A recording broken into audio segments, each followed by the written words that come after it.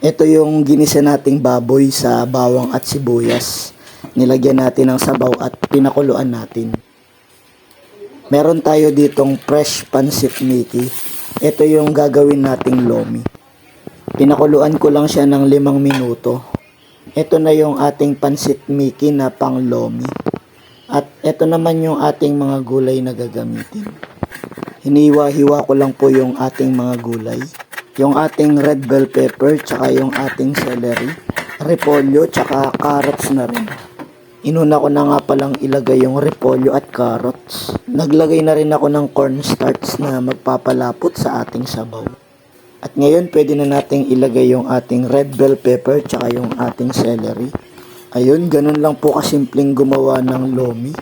Hinalo-halo ko lang yung mga gulay na ating gagamitin. Maglalagay na rin ako ng 2 pirasong itlog. Hindi po masyadong bongga yung ating lomi. Simple at pampamilya lamang po ito. At naglagay na rin ako ng pamintang pino,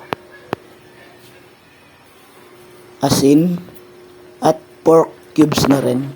Depende sa inyo kung anong pampalasa ang gusto nyong ilagay. Ayan, napakadaling lutuin ng lomi. Ano pang hinihintay nyo? Gumawa na rin kayo ng sarili nyong version. Ayan, kain na po tayo. Salamat po sa inyong panonood.